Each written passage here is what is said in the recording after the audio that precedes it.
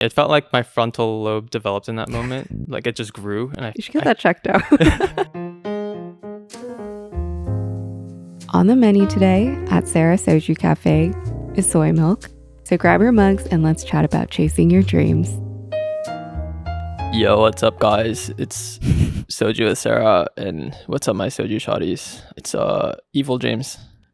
James is the James that you guys knew is like not here anymore. Juicy J's. I upgraded What's my up? boyfriend, you guys. Yeah, what's up? I'm hotter and cooler. Yep. He got a pair of glasses and now he's cooler.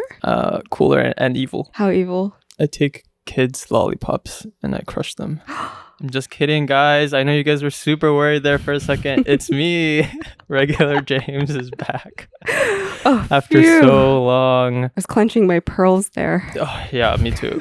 Welcome back to another episode in season 1.5, our mid-season season that is casual, has no expectations, and will be extremely raw. Like beef tartare. Today, we're going to be talking about James, since he's finally back and you guys know him as the co-host of this podcast. Now, formally, you're inching towards being a formal co-host. I'm so close. They keep dangling my promotion in front of me. But today we're talking about James. Yay. Ooh. Well, not just me, but Our summer, but mostly our you, I journey feel like. together, not working corporate jobs now. Chasing our dreams. Yes. Feels so cringy to say that. What is the title of this one? It's going to be like, I chased my dreams for a year. Yeah, we know about clickbait. And now I'm broke. Or something like that. Oh, are we adding that No, second no, part? no, Oh, no. okay. No, I mean, we can be truthful. I'm not broke. I'm pre-revenue. Pre-revenue. That's a good term. Thanks. Yeah, I'm not poor. I'm pre-revenue. Yeah. For anyone who's new here, my name is Sarah. I'm James. And this is Soju with Sarah. And James. Silently. And James is silent, by the way. But welcome to this podcast about navigating adulthood, life, career, family, relationships, anything in between that, in between any age. So welcome. I kind of like butchered the slogan. If you didn't understand what she was saying, we don't stand for anything. We're a podcast for everything. So Yeah. we could apply to literally everything. We have no opinion. Just anyone can access what we talk about. We're universal. Yes. But not universal music group. I know last week you guys were like, that's a different Asian guy. James looks kind of different. And it's true. Yeah. Because it was not me. It was Joma. And it was an amazing episode. I hope you guys enjoyed that. I apologize to all my Soju shotties who were expecting James last week. I think in the first episode back, I said that you would be in the next episode. And unfortunately, but maybe fortunately. Oh, but they had a treat with a guest star. Joma. Yeah, that was a great episode. I must say, oh yeah, please do. I feel like Sarah really showed off her interviewing chops there. Oh, She's thank very, you. very skilled at interviewing. And I want her to do more of it in the future. So Yeah, I'll try my best. I think it's easiest to do it with friends and like people I'm comfortable with, like you. But then I feel like I would get really nervous if I had Michelle Obama on. I think you would do Or is fine. Yeah, she's my birthday twin, so we have the is same she birthday. actually? Yeah. Oh wow. So I think we'd be fine because I Okay. think that connects us enough, right? That's how social stuff works. Michelle. Actually, one other thing, if any of you out there know any famous people and would want them to come on this podcast, Oh yeah, spam them. on the with off chance that this does anything, please go ahead. Sarah would love to interview Or them. if you personally know Zendaya or Law Roach. Oh my god, I would love to have Law Roach on. Cool. Before we get into the episode, we have a soy milk. I think it's called like Nature's Milk or something Not like that. Nature's Milk. Nature's something. Nature's it's like a something. Asian soy brand. They also do like the hot pot tofu bean curd thing that we Oh, that's have. why I recognize it. Okay. Yeah. I noticed that today. We got this in our reorder. I think last week I said that we got Yakult in our reorder. We also got free soy milk in our order. So I was very pleasantly surprised because we got 3. They gave us 3 cartons of Giant soy milk for cartons. no reason. I also noticed something about soy milk, very random tangent, but I noticed that Asian soy milk, specifically this brand, but also in China when I go and drink soy milk and dip it with youtiao, it tastes different than American soy milk. I don't know how to explain it. It's like slightly sweet and more like, Maybe like Asian soybeans are just tastier? oh, is that what it is? No, I don't know. I just have no Like a different I'm just strain of. speculating. Yeah, but they must be different because Yeah. I'm guessing they get them from different places. I just feel like it's a little bit more light and also tastes better in my opinion. But anyways, drink of the day is soy milk. So cheers. I'm going to hand it over to James to explain himself. I'm gonna explain myself. Okay. Hi, I'm James. I'm Sarah's boyfriend. I make clothes. I have a drop coming very soon. By the time this airs, my first drop will be available the Monday after that on October 6th. Anyways, the reason I say that is because I quit my corporate job about a year ago now. Actually, pretty much exactly a year, September of 2024. Right. And it's been a year. So we wanted to kind of review that year and see how things have been and where my headspace is at, and also where Sarah's headspace is at, because it is a very big decision, not just for like the person who quits, but also for the people who are close to them, because it does affect their lives too. And then Sarah also quit her job a few months ago. And so we've been going through this journey together. So we thought it'd be interesting among this whole wave of like people having left their jobs, especially the ones on like social media who make those videos that are like, I quit my tech job and I was unfulfilled and blah blah blah. We are those types of people, I guess. So maybe it'd be interesting 1 year out just to give our like reflections and review on like how things have been going. Funny enough, I think I quit exactly at like the half-year mark for you, so it's been a long time. Yeah, that is crazy. Wow. Anyways, for maybe a little bit more background and context for anyone who didn't watch your first episode called I Quit My Tech Job to Make Pants. Oh yeah. For those of you who have not seen the first video we did about me quitting my job, and that was like at the 6-month point after I quit my job. In that video, I go through like all the details of my career and then why I quit. At that 6-month point, I would say I was still like an infant almost, trying to like learn how to walk in this new type of thing. And I think I've started to walk a little. Yay. So I'm proud to report that. But just to give a brief summary of that video, you should go back and watch that if you haven't seen it. I used to work at a tech company doing strategy and operations. I had like a background in consulting before that, but on the side for like about a year and a half or a year, I was doing social media. I was posting a lot of content, but I was also like designing stuff. I was sewing stuff. I was juggling that for a while, decided to quit the tech job because it was very busy, but also very unfulfilling. Yep. And I really just wanted to try doing this creative thing for myself. So yeah, fast forward a year. It's taken me a while to figure out a lot of things, but I am finally launching something. I'm launching my brand. I'm dropping a pair of jeans that I'm actually wearing right now. And yeah, I feel like I've grown a lot, especially with Sarah quitting her job the last few months. I think that actually catalyzed a lot of it, because I think that when we did our episode the first time, she had not quit yet, and it was just a very different thing. So I've grown a lot more because I think Sarah has been here to kind of accelerate my growth in a way, like by being here with me doing this type of thing too. I wish I rewatched that episode that we did so I can get the context, because I forget exactly where you were at that point, but I don't even think you had product yet. No, definitely not. Yeah. Was that in March or something, or April? It was definitely before all the travel we did. It was probably in February or January, because I think we just moved. I think February. And that move was rough. Yeah, that was rough. But I think back then you were saying for like many months that you were gonna start a brand and drop some pants that you were working on, which you're wearing today. Yeah, they're jeans. Yeah. Do you want to show it to the audience? It's actually pretty cool. I've shown it. I think I showed an earlier sample in that first video that we did. Mm-hmm. Should I just stand and show them? Yeah. Well, in case anyone hasn't seen that first video. Well, yeah. So okay, these are coming out Monday. They are. Is this visible? So it's like the front pockets have these faces. It's the pockets are mouths, and it has tongues, and then it has like these rivets for eyes. The back side also has faces. So this one is a frowny face. It's also a functional pocket, and then I have a smiley face on the other side, also a functional pocket. Yay. So these are coming out Monday. Cool. Hopefully this campaign I'm about to drop is gonna rack up like 5 billion views. I think that's pretty reasonable. Yeah, why are you shooting so low? It's okay, 10 billion maybe. So I think with 10 billion views, I can probably get like 2 orders.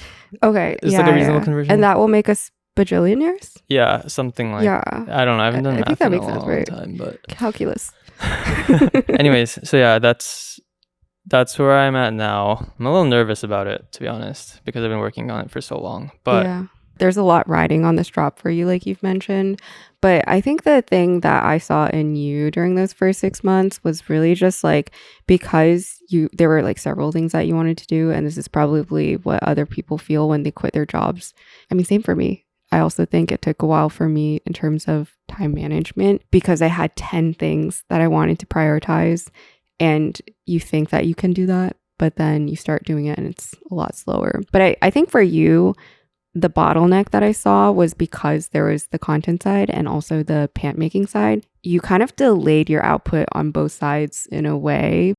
On the brand side, I was like trying to find factories to work with, and then for one, like I would order a sample and then they would be like extremely uncommunicative, and I'd be like really anxious about that. Then when I get the samples after like 2 months, the samples turn out terrible, and then I'm like, wow, I just wasted so much time, and it's like very discouraging. And so I still wanted to do the brand side, but I've also, it's like common knowledge that it's hard to turn a big profit on a brand, like because you're gonna keep reinvesting stuff. Yeah. So then I was like, oh, in order to like also sustain myself, I should try to make sponsor money too, and like be a creator. And the more I'm a good creator, my brand grows too. So let me try to do content. But then on the content side, it's like so time consuming for me because of one, like my inability to let go of like quality. Yeah, quality, and like, oh, I really want to make sure this gets high views, and if it doesn't, it's like a failed post or something, which is not a good mindset to have. But also like the nature of what I do is that I make stuff and show it online. So making stuff does take a while because you're like actually sewing it in person in like a physical form. And so, yeah, that was my issue. I just didn't have like a strong identity in like, am I trying to do content more or am I really trying to prioritize getting this brand off the ground? And because I am, sorry, oh my gosh, I am, our producer Moose just jumped onto James. Oh my goodness.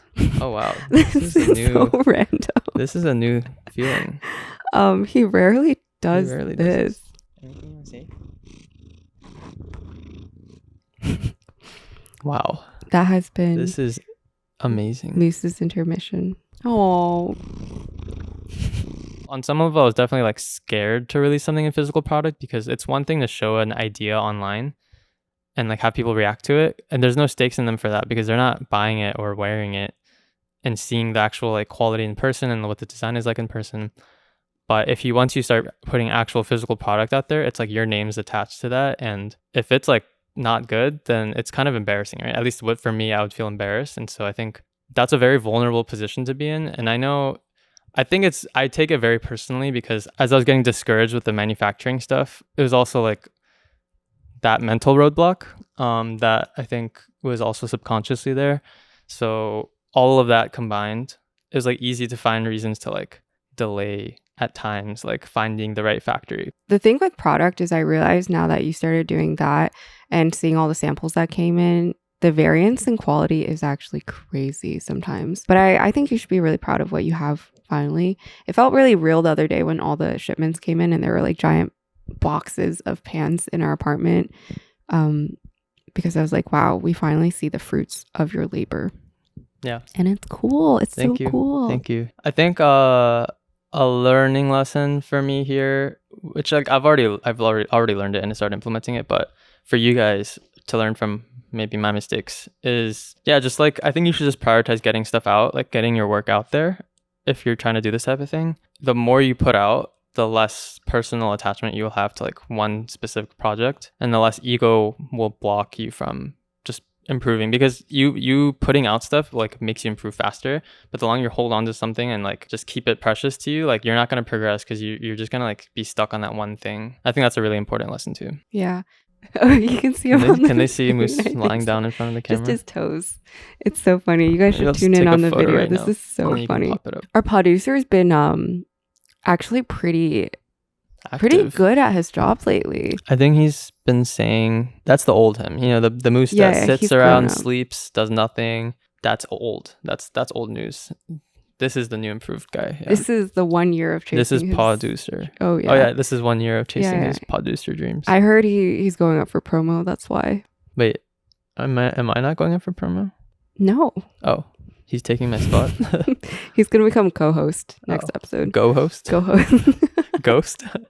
After you quit your job, and there's like so much credit I need to give to Sarah on like how she's helped me grow during this time, especially after she quit her job and before too. But I remember after you had quit your job, we were flying to a wedding in Los Angeles, and I told you about this at that time. But on the flight there, I had this whole like epiphany about like myself, what I'm doing and how I need to like recalibrate and like change direction. I started writing all these like goals for myself, how I get there, these affirmations about myself, and what I actually want to do with my career, which in the past I had really struggled to do for some reason. Whenever someone would ask me like, what's your plan for the next year? My mind would go blank and like panic. I'd be like, I have no idea. Like I have this vague idea that I want to like succeed in the creative space, but like I can't tell you what I really like want to do with that. Can I ask you, what do you think triggered your epiphany on the airplane? What happened? I honestly don't know. I think it was just like, I don't know, it just kind of hit me. It felt like my frontal lobe developed in that moment. Like it just grew and I felt it grow and I was like, wait. You should get that checked out. Maybe it's like a tumor. You know how people do all those manifestations for themselves and like they really believe those things for themselves and they repeat it back to themselves. Mm-hmm. I will do this, or these things I deserve and will happen for me. I would always try to do that, but it never worked. But then I think on this plane ride to LA, I was actually writing those down and I was like truly believing I could do these different things. Maybe when you were asleep, I was just whispering in your ear all these like manifestations and you It's woke like up and you're like, Inception. spiritual epiphany. Was that the last thing you tried after? Yeah, all after those everything come didn't to Jesus work, moments I was that you tried with me, and I was like, we're gonna befriend Jay-Z and Beyonce so they can come on the podcast. Jay-Z, Beyonce? Yeah, did you write that down in your Actually, manifestations? no, I don't. Can I ask about your confidence? Because you said that a big shift for you at the 6-month versus the 1-year mark is confidence. And I see it in you too. Like, I think you're more assured in yourself with the stuff that you create and the way you're operating right now. I feel like you feel good about the things you're doing versus you felt nervous and anxious before. Yeah, I think I felt sheepish and unconfident in what I was doing before. Because again, I don't think I truly believed in my heart that I could do these types of things. I was just going through the motions of it. Confidence can look different in a lot of ways, right? I think there's the surface level confidence stuff that truly does affect you. Such as stuff like, how you look and how you present. There's also other things like your actions implying whether or not you're actually confident in the things that you do. That's things like trying to make plans for yourself and actually sticking to them, or having ideas and trying to execute them and actually sticking to those ideas. Mm-hmm. Because I think a very cowardly thing I did, or unconfident thing I did, was I would abandon plans and abandon ideas midway through because I would panic in the middle of it when I'm not necessarily seeing results from it, or it gets hard. So that could be like a video idea or something, or video series idea. I would abandon all these plans that I have or desires I have because, like, if you look at the core of it, I wasn't confident in my ideas or my ability to actually execute those things. But now I think I'm much better at being able to stick to the plans that I have. And I'm still developing. I'm not like ultra confident still. I think I'm a lot more confident now than I was like, before this podcast took a hiatus for a bit. Honestly, I think the biggest thing that shows that you're more confident is like, I think you used to have more of an escapist mindset about things when it got hard, but now you stick through it. Like when things get hard, you work harder. And I admire that a lot. Thank you. I learned it from you. Thanks. There's a TikTok a few years ago I saw where it was like, when I want to emulate it or embody a certain value that I don't necessarily have yet, I always think of my friend who does that really well. So if you have like a really social friend and you want to be more social, you try to like channel the energy of that person, or you think of what that person does and you try to just emulate that. Yeah. For me, on stuff like, actually for a lot of stuff, I do channel Sarah a lot. So maybe that's why I come off more feminine sometimes. Sexy? More sexy? Sexy, yeah. Because I'm trying to channel Sarah. That's where your alter ego came out. What's my alter? Jimmy from the beginning. Bad James. Evil James. Sorry. Genuinely though, I do think of like, oh, what would Sarah do in this situation? And then I just do that. And it ends up working better. I curled his hair the other day. This is a side tangent. Not today. I told him, guys, it took me like 2 years to convince this man to change up his hair. Oh my God. It took a long Biggest time. undertaking of my life. Look, guys, vulnerability time. Like, I'm balding, so I've been balding for a long time. Like, life's unfair, It started happening at age 19. Wow. That's a tough age to start losing your tough. hair. At least you don't have a toupee on. That's true. Not that there's anything wrong with that. I've been convincing him to get a toupee if he feels uncomfortable. I'm still not on board with that. However, I thought my hair was a lost cause. I was like, I'll just like keep this kind of fringe and keep it like this because that's like, to me, the least bad thing I could do right now. And I was very scared to change it up because I was like, what can I do with my limited? It's not even like that bad. Like, honestly, if you can hide it right now, it's fine. It's not that bad. It is really not that bad. But if you saw it, you'd be like, yeah, he's balding. So she's been encouraging me to like try different stuff like perming it or curling it or whatever. And I've always been like, no, are you kidding me? Like a balding person with like perm? That sounds like That sounds like telling me to get a ponytail or something. But she actually tried it, and it actually looks pretty so good. good. It actually looks pretty good. And I was like, oh, I look good. We didn't have time to do his hair today. You guys will see it in the next episode, because I think we're gonna film the next episode today. But the next one, yeah, I will try to do his hair, and you guys should tell him it looks good. Because I also made him get a mullet, and the mullet looks so good. It looks so good. You can't even see it that much, but it looks so good right after his haircut. And then with the like little curling that I do and that little pomade, yeah. The girlfriend glow up is real. It's gonna happen. Yeah. It hasn't happened yet. Just guys, sit still. Happen incrementally. Sorry, how did we get on this topic? I was emulating you. Oh yeah. Thanks. I appreciate it. I was gonna say this is a scattered episode, but I did write something down. I wanted to talk about the summer because that's like the gap that we took in the podcast, so people don't know what's going on. But also, I feel like that was a big turning point. I quit my job. You had your epiphany. Who's Epiphany? Breakfast at Epiphany's. Yeah, I love that movie. Do you want to talk about the summer a little bit more? Yeah, and like the summer I turned pretty. What was the summer like to you on a whole? Like, how would you describe it in 3 words? 3 words? Eye-opening, destitute. Oh, destitute. And collaborative. That's okay, a good one. Collaborative with me. Yeah. Can I ask you for your 3 words, and then we can explain our words. Okay. Wait, I want to hear you explain destitute, but maybe after or before. Why destitute? In July, Sarah went to China for 3 weeks with her mom and grandma on like a family trip. During that time, I also was like, oh, okay, Sarah's not here. I'm gonna like go grind mode. I'm gonna like work on this project and like churn out a bunch of videos and the design so I can like get it made soon, like produce that design to sell soon at some point. While she was gone, my life quality went down the drain. Like when she's not here, I stopped caring about how I feed myself, and I feel like when she's here, there's someone to keep me accountable for like if I'm staying up too late or I'm delaying like eating by a few hours or something like that. That causes the other person to not live well, so I need to be mindful of that. But when she's not around, I'm not as mindful. So I was like eating like crap. I would eat like once a day sometimes. I'd sleep at like 5 a.m. I was like on average sleeping at 5 a.m. Wow. Getting up at 10 a.m. trying to like work on stuff. And by the end of it, I was like so burnt out and like terrible life quality. So I was like, not only do I love and cherish Sarah, I need Sarah. So I thought by the time she came back, I felt destitute to have her in my life. I came in and I was like, what is that scrawny thing? Like the baby Voldemort, like hunched over in like the Deathly Hallows. Yeah, that was me. But you were really productive. I was productive, but I like ran myself into the ground trying to do that, and I was like, oh, this is not sustainable to do this in the future. Even though I'm kind of doing that right now. That's fair. For a bit. But the week after, I remember you were like, I can't get anything done. I think I was still working those days, but then I was not really being productive because I was like, I need a long time to like recover from that. I remember something you told me was like, it's so important that you just like are mindful of your body, because you were saying how the 2 weeks that you grinded, you got so much done, but then the 2 weeks after that were so rough because you were recovering. Oh yeah. So the net average of like your output was actually kind of the same as usual. Yeah, that's like a theme in my life, at least. I don't know if it is for you, but yeah, where I choose the most optimistic timeline or idea of like what I could accomplish.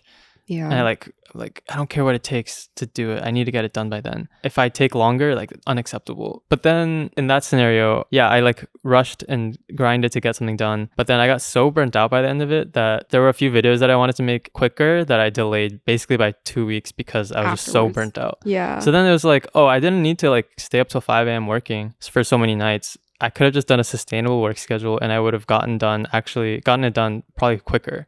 So that was like a huge lesson. But that's not a bigger lesson than me being desperate for Sarah. Is it desperate or destitute? I don't know which word I should use there. Destitute means like empty, right? Like hollow. Destitute is like you're like down on your knees, like that's struggle. What like, am I thinking of? You're like destitute, right? You're like down on your luck real bad. No, that was the wrong word. It's without the basic necessities of life. I guess that's you could use that. Oh yeah, love. Basic necessity without Sarah. Yeah. The basic necessitude of life is what I said. Necessitude. For me, my summer was fulfilling. I think independent. Weird counter to what you said, but collaborative. Destitute for Sarah. And then you're independent. Wow.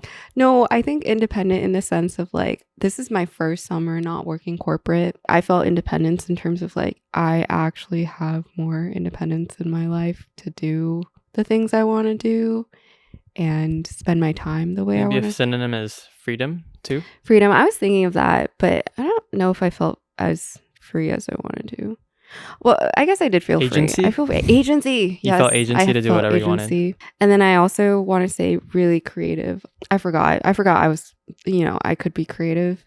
I used to be in college extremely like, I will use the word art hoe, but I loved creative stuff. You were an art hoe. Mm-hmm. You would just like sew different patches onto like sweaters Oh my God, yeah. and like you DIY stuff and you'd color your hair different a lot of the time. Yeah. You'd like crop a bunch of shirts. So funny. Yeah, wear funky socks. Yeah. I think I'd always picked up those random creative things on the side. But Which then is after, super useful. Which is super useful Because now. I make the thumbnails. Sarah helps me on a lot of stuff now. Oh yeah. On like Photoshop, which graphics. Yeah, she's pretty good at that editing. stuff. So yeah. Mm-hmm. There's a lot of like knowledge gaps that I have on that front, so she helps me with that. Which is awesome. Collaborative. But yeah, that's what I forgot I could do with my time. And this summer I tap back into more creative stuff. I don't think I'm where I want to be as a creative right now. So it feels kind of wrong to call myself that. But I like that that's the direction I'm heading. So there's that. You're a very talented creative. Are you kidding? Thank you. Yeah. You absolutely have the right to call yourself that. Thank you.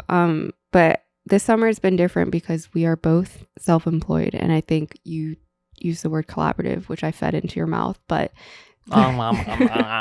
before you started doing creative stuff, I always felt like it was really lonely because I felt like I had to be mindful, like especially on the YouTube front. I remember I would vlog, but then sometimes we would get into arguments because you felt like I was kind of out of it, even though I was trying to be mindful. But then once you started doing the same thing, once you started being a creator, you started understanding where you needed to take time to do this other hobby, passion, side job. And I think we're on such a similar wavelength right now. It's like almost to a point where I'm like, oh, this is too perfect. I don't want anything to change. But things are going to change fast once you launch and everything. I have a lot of faith in James, sometimes to a point where I think he thinks I'm lying to him. Oh, I always think you're lying. I'm like, I think she's BSing me. I think being hopeful is a good starting point. It's not going to like catapult you. It's not going to like get you from point A to point B. But I think it's a wonderful starting point because it gets you into the mindset that you can do things. What does that personal growth look like for you? How have you grown, do you think? One, in confidence. I really think people who quit their job in the first year, you learn a lot more about yourself. I guess you start getting your identity back too. But I just feel more confident about my skills because I get to exercise it more, whether it's like doing photo shoots with you or doing graphic designs for both of our brands and like stuff like that. I know you didn't end up using my designs for your brand, but I'm very offended. But but I think I'm just more assured in my skills because when I was working corporate, I always had in the back of my head that, UX could be cool, PM could be cool, all these other things could be cool. But do I have the time to make the shift? Do I want to take that leap? Do I want to take other leaps? I feel like I was always in a state of doubt of myself, like doubt of my skills or doubt that a path would work out. But right now, things feel hopeful. I also feel like I'm proud of myself for trying now. Because I think when you're unhappy for a long period of time, you stop trying. And that's the hardest thing. Like when I was down, I stopped trying with my appearance. I stopped trying with making high quality stuff. I felt like I was okay accepting like mid stuff that I would produce. And I feel like I have a higher standard for myself. I've also taken a lot more creative liberty to make things. I've been putting more care into things, and I think, or I hope it shows. I think also included in that is our relationship. I've been putting more care into it, if you've noticed. I've been enforcing date nights. Enforcing? Like you're a police officer? I'm a dictator. Obviously, right now, we're both in sprint mode right now. I feel destitute right now. We were both sleeping like 5 hours a night, like grinding. It was really hard to get this man on the podcast. I literally had to do a 10-minute, I keep saying literally, breathing exercise. I did a 10-minute breathing exercise before filming this because my heart was like pounding. I was like, oh my God, I have so much to do. I gotta talk about how am I gonna do this podcast episode in this state. And then I did the breathing exercise, and then I felt much better. That's good. We should do the breathing exercise together on the podcast. Oh, yeah, 10 minutes of just heavy breathing. Yeah, I think like we were saying, it's a lonely journey for most people to do this type of thing. And I think I was flailing around while trying to do that, while Sarah was still juggling everything that she was doing with her corporate job. But yeah, now that she's also like fully self-employed only and fully committed to this thing, it's been really like so much less lonely. Yeah. It doesn't feel lonely anymore. We get to like talk about our ideas all the time, which is really great. Yeah, it feels like we're like building a life and career together, which is awesome. It's so beautiful. It's like a new stage of like our lives together. So you have had more clarity on your direction. Ask me in half a year, actually, because I'm like dipping my toes in things right now. I haven't gotten to the point of like actually selling stuff yet, so it's hard for me to say exactly what pre-revenue. I'm pre-revenue. Yeah, I'm pre-revenue. Aren't we all? What's the opposite of like a money emoji? The one where they're bowing because they're destitute. Okay, our soju shotties, if you are pre-revenue, do a bow. Prostrate on the ground because they're destitute. They prostrate themselves on the ground because they're destitute. That's so funny. Yeah, comment a prostration emoji if you're destitute. Do you think anyone's ever called it that before? Just the bowing down one, but I can't. It's prostration. Oh my god, what were we talking about? Okay. Hi, Macy, come up here. He really loves you today. Hi, Macy. What were we talking about? Oh yeah, I don't think I can say for sure what my long term is. I think for everyone it always changes. But I really like the idea of founding something, and I think what excites me the most is ideating in the beginning stages. But I really like starting things. I think like, you and everyone else. That's true. Who likes the tough middle part where you have to actually like implement it? Come here, we see. Oh, my dream job would be an ideator. Just like come up with ideas and sell those ideas, but not have to make them. Yeah, that would be me. Professional ideator. Yeah, ask me in a year. I don't know. I don't have an answer yet. We'll make a 1 year mark video for you. Yeah. Actually, I think I would be a great billionaire. Very ethical. You think that's a LinkedIn post job? Like a job on LinkedIn? Billionaire? What's the salary? Billion. Yeah. Was there anything else you wanted to share in this episode? I honestly think we were all over the place. So what do I want to share? There's nothing else I want to share, really. Do you have anything? Not really. I think this was mostly meant to be an update on your end about the 1 year mark now that it's been a year out of corporate. I mean, I hope we said enough things that are like, I don't know how good this episode was. Yeah, this is my first episode back in a while. So I guess we'll see. I think we'll leave it there for now. I'll leave it there for now. I think there's probably more we can talk about when we think of it. There's also more episodes that you'll be on, hopefully. Hopefully. What? We'll see after the promotion. What the heck? Cycle. Yeah. Anyways, anything you want to say, Moose? Wow, so profound. Wow.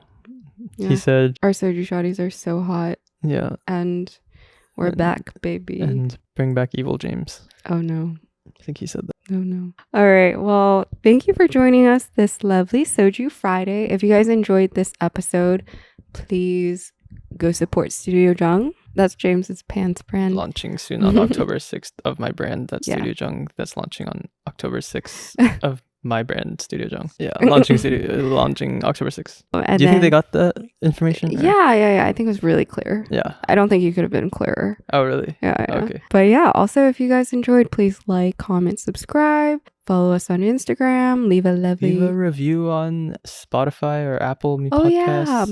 Please leave a review on Spotify. Some dumb person lowered our score to 4.9. Gotta take 5, and then it got to 4.9. It was at 5, and then it went back to 5, and then it went back down to 4.9. Someone doesn't want to listen to some self-help content. Anyways, we love you guys dearly, and we will see you next Friday. Bye. Bloopers. It's bloopers. Hey guys, hope you've been well. I'm taking over the podcast soon, but she hasn't heard that yet, so just between you and me guys. But yeah. Oh. What? Hey. What is going on here? Did you hear any of that, or didn't you try to overtake me that one episode? I have no idea what you're talking about. I don't. Where'd you get that from? We no longer have to. Yeah, basically in the clothing game, you know, not that whatever. I'm not gonna caveat it. In the clothing Yeah. game. When you're in a fashion like I am and a world-renowned designer, you So need to know a few pretentious. things.